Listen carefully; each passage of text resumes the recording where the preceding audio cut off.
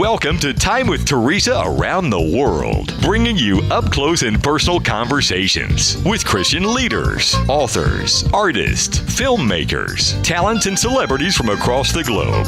Theresa and her guests are sure to warm your heart and encourage your soul. And now, your host, Theresa Westbrook. Hello, everyone, and welcome to another exciting episode of Time with Theresa Around the World. I'm so delighted to have award-winning actor, writer, director, and producer Josef Cannon joining us today. We're going to be discussing Josef's key role in the inspirational film Paul's Promise. Welcome, Josef. It's so great to have you with us today. Thank you for having me. It is a pleasure. Well, we are so delighted about your new film, Paul's Promise, and we want to talk all about that.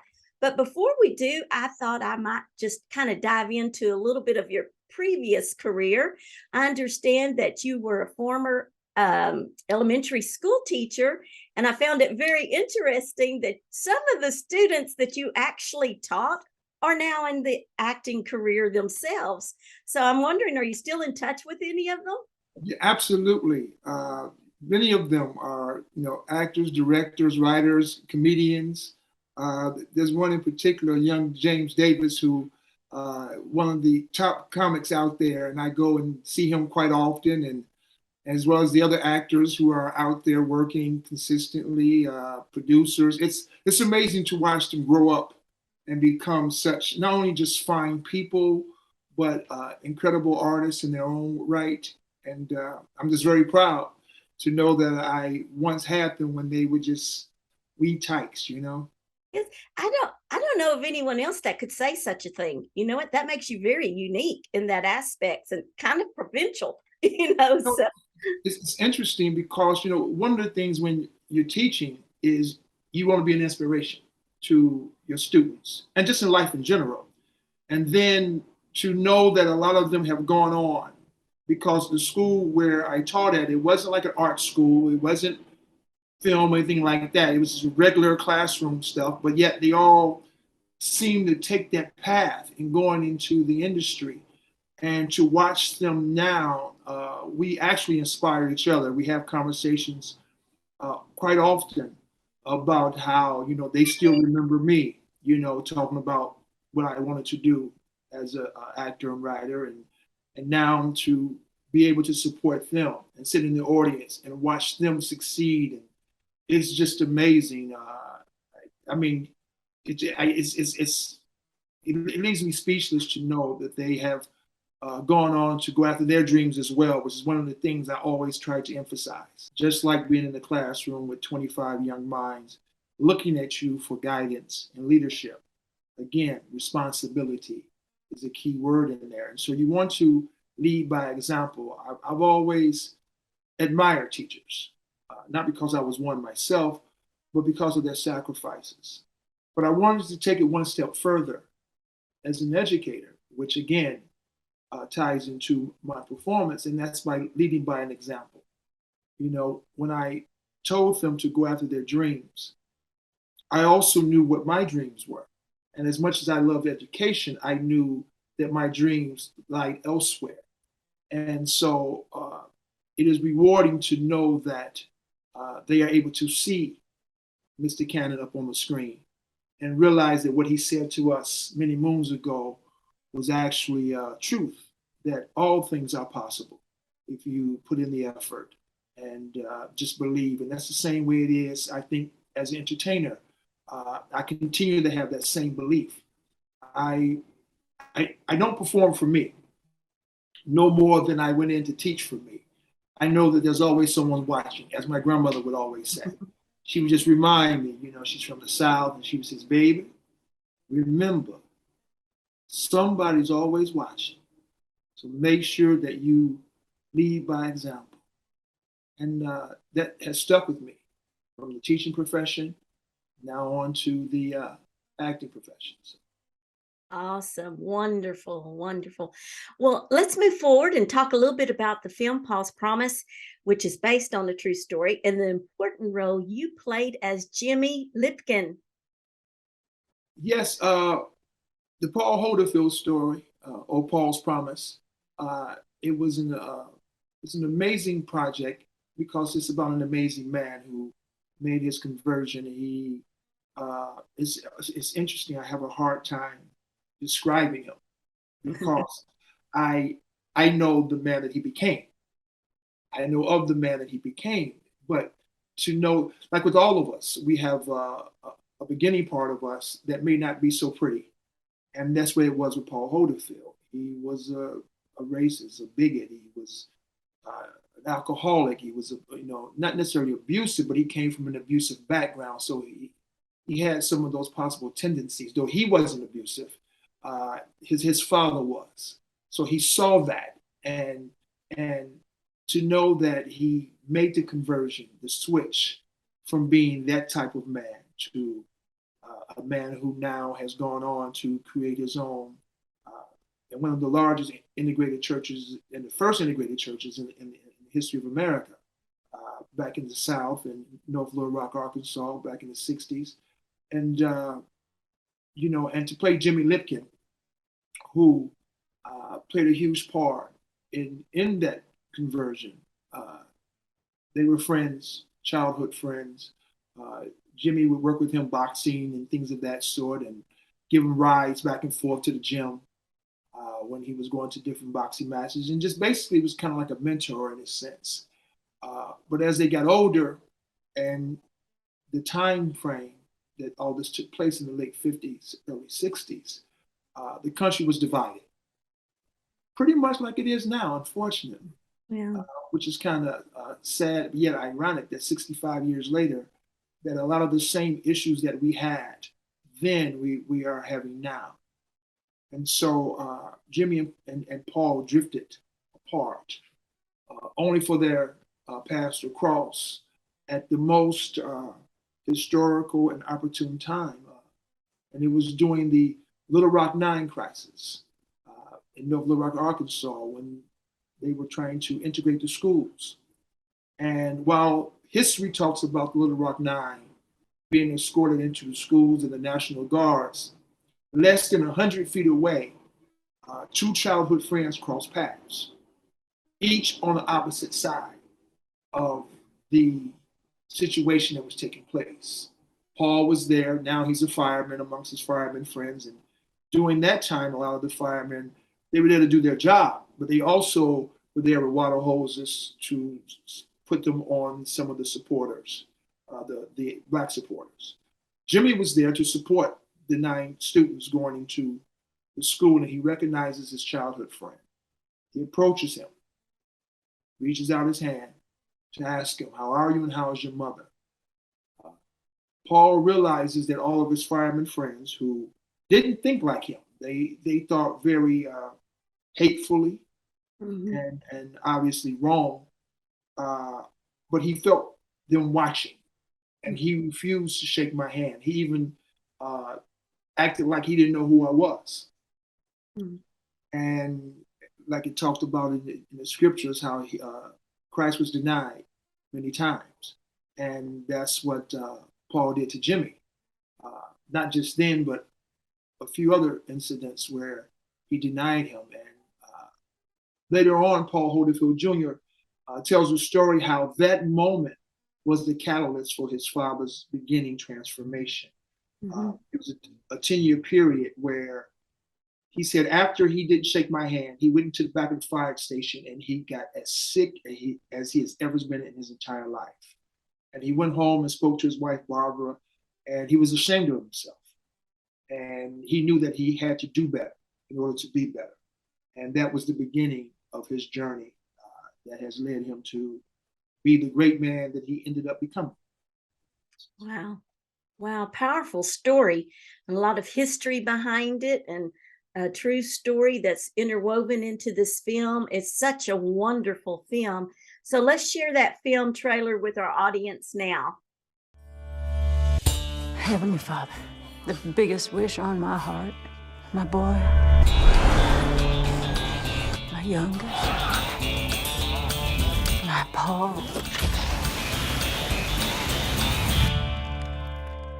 Sure do appreciate your service today. How's your mama? Is that a friend of yours, Paul? No, I don't know him. Mrs. Holderfield. The x-rays came back and we saw some stuff. How long?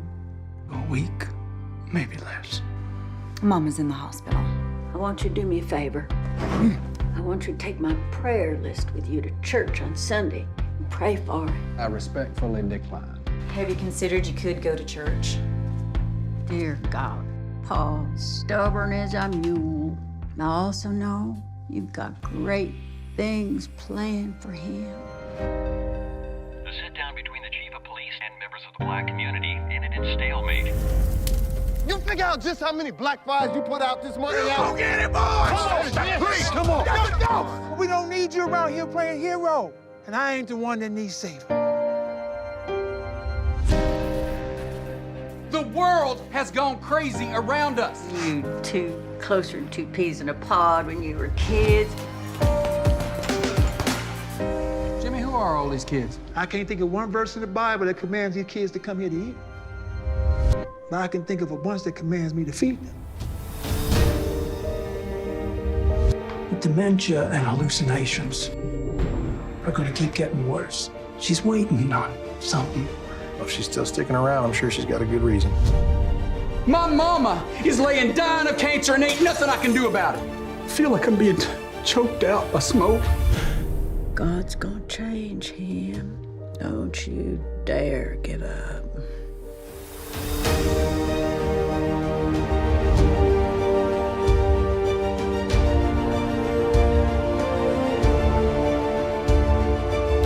Now, Paul, do me a favor. Take my prayer list to church and pray for it. I promise.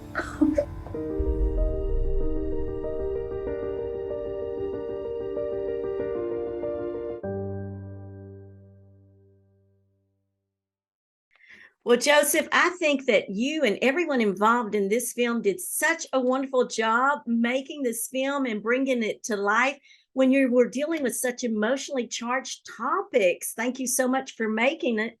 And, you know, I believe the world would be a better place with more people like Paul Holderfield and Jimmy Lipkin, don't you? Absolutely. I think sometimes we have to go through those tough moments.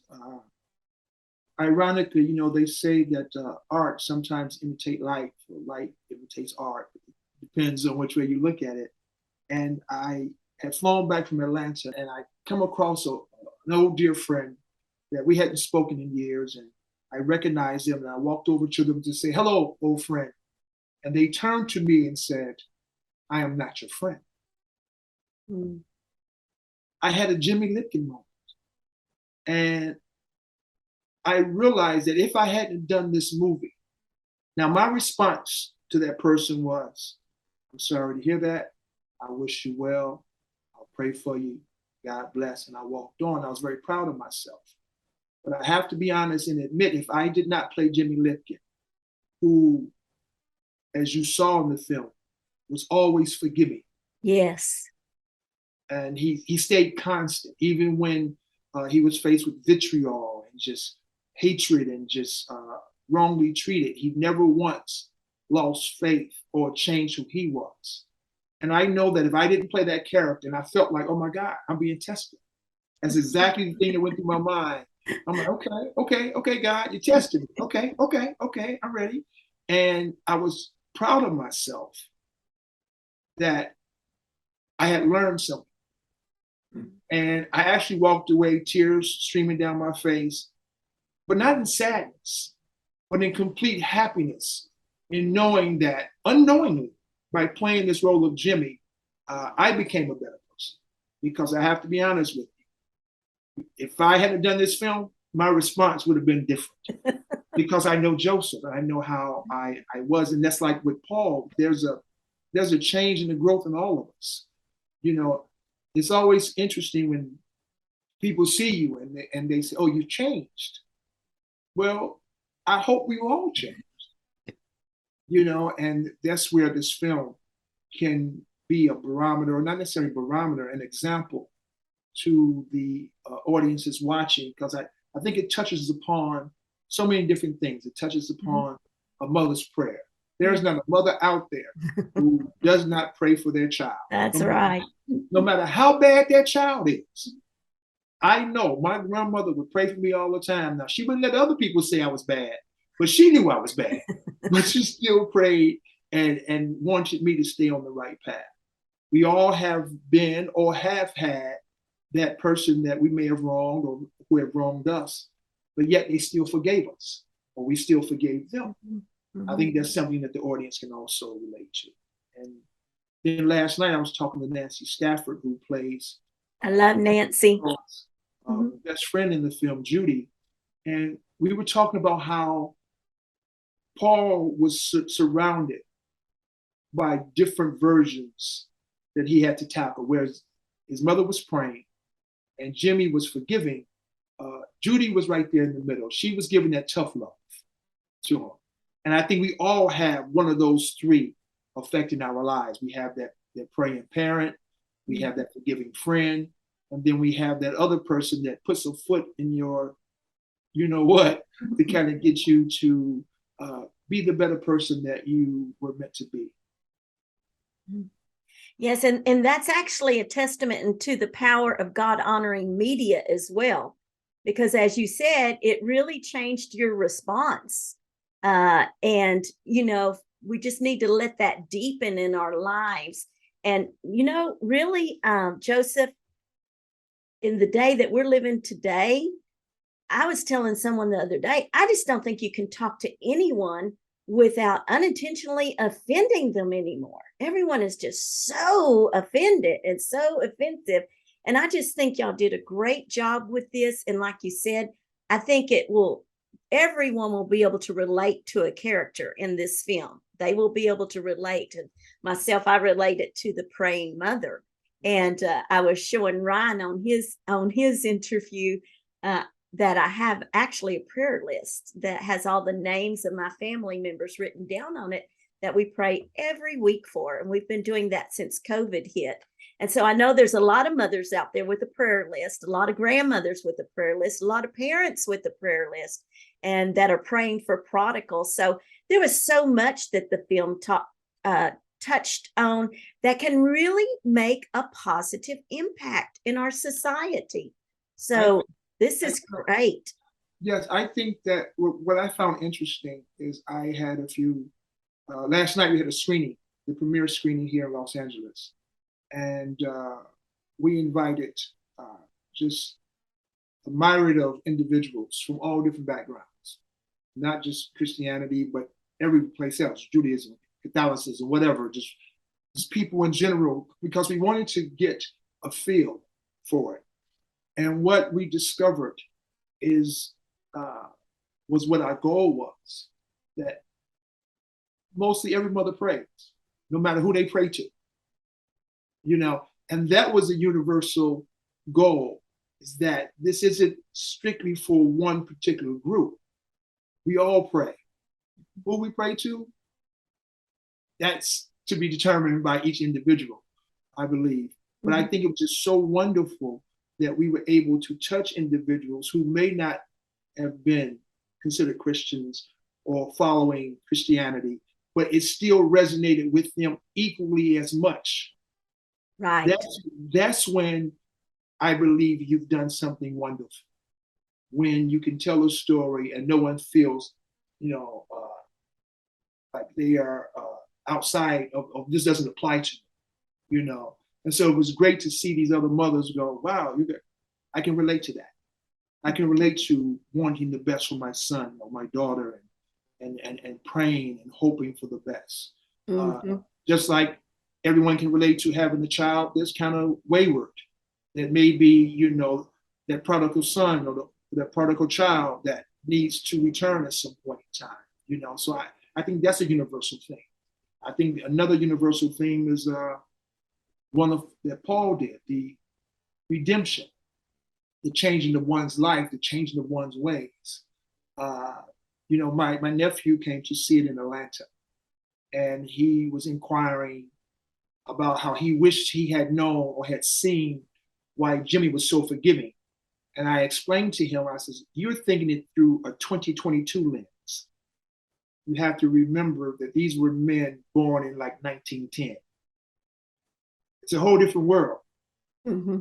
You know, even though some of the same hatred and racism and division occurs, it's a little bit more subtle today, though it's out there.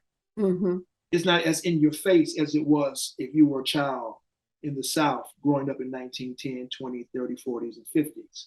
And I said to him, you learn to, it wasn't so much the fact that he was taught the forgiveness as much as he knew that in order to overcome, there's a scene that young Jimmy, the kid, Ian Harris, who played young me, he said, you can't beat the devil by acting like the devil.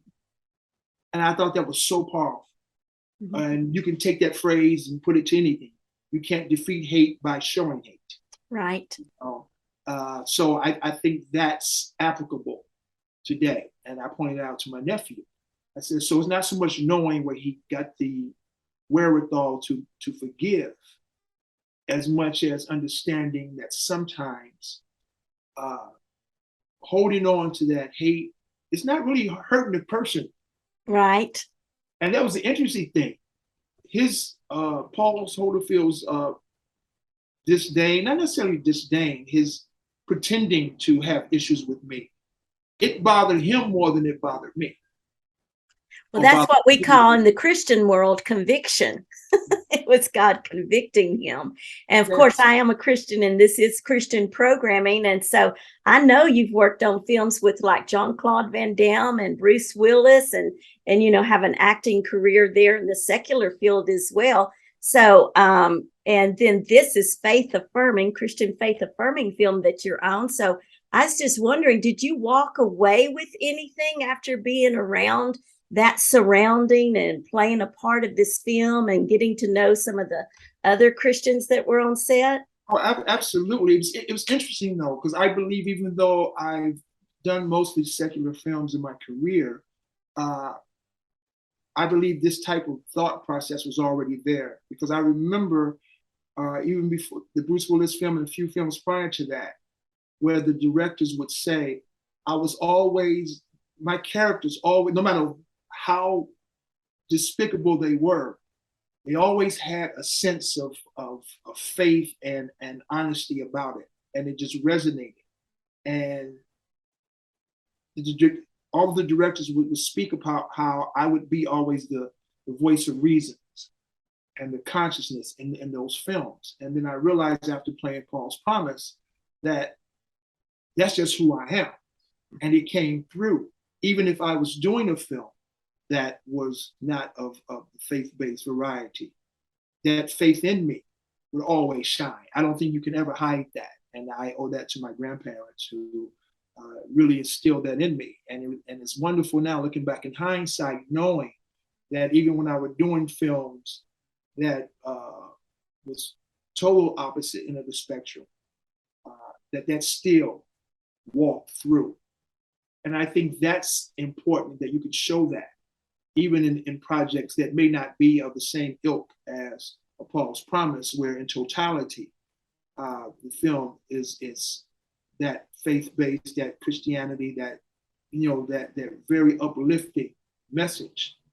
I do believe you can still bring that out in projects that may not have that same straightforwardness to it. And I just hope I continue.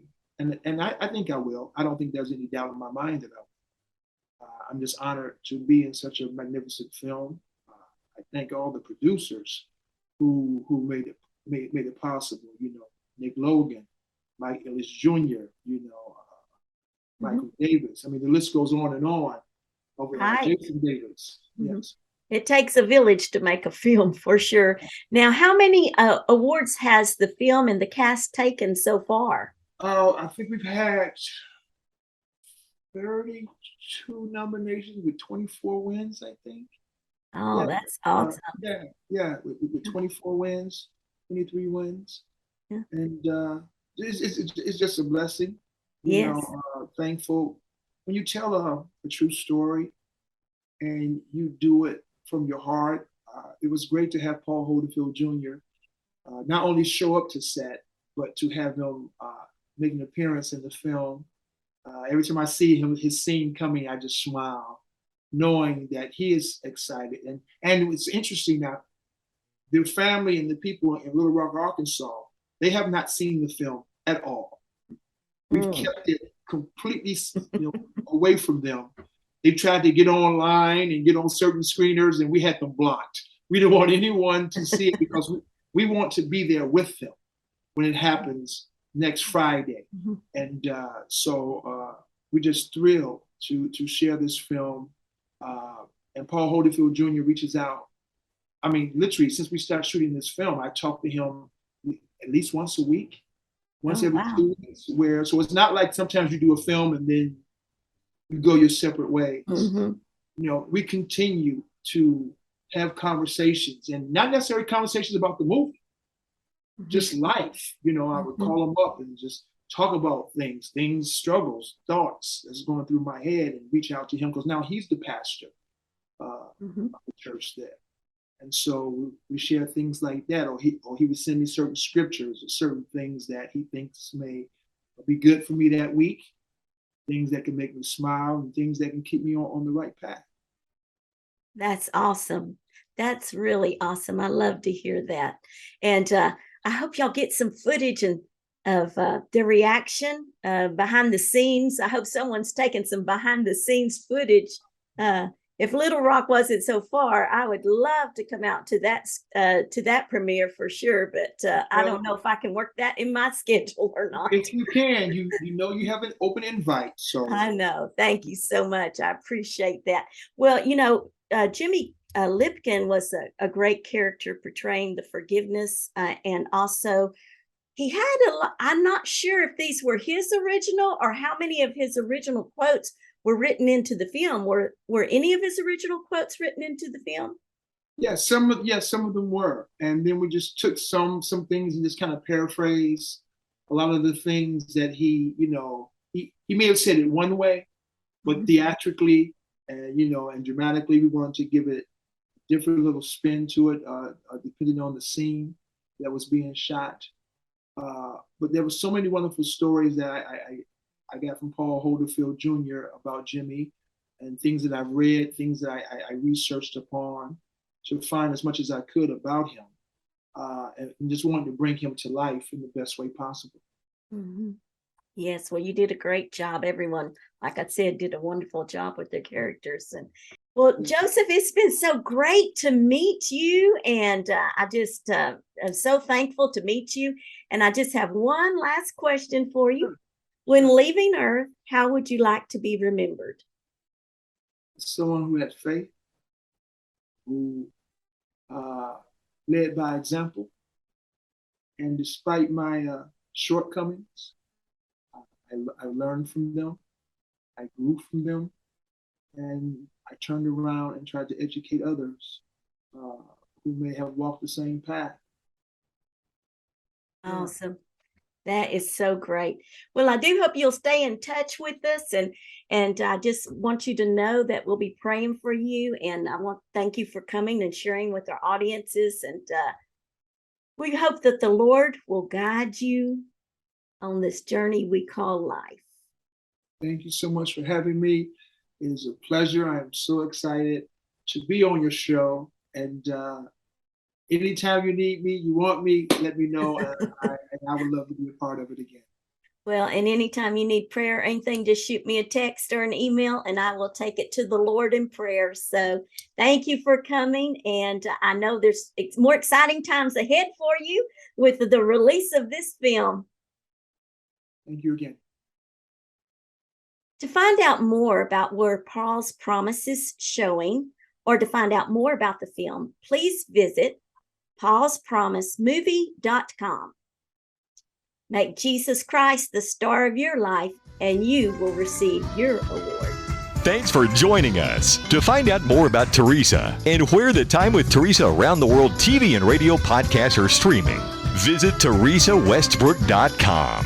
For prayer, guests, and sponsorship opportunities, contact Theresa today. We look forward to hearing from you.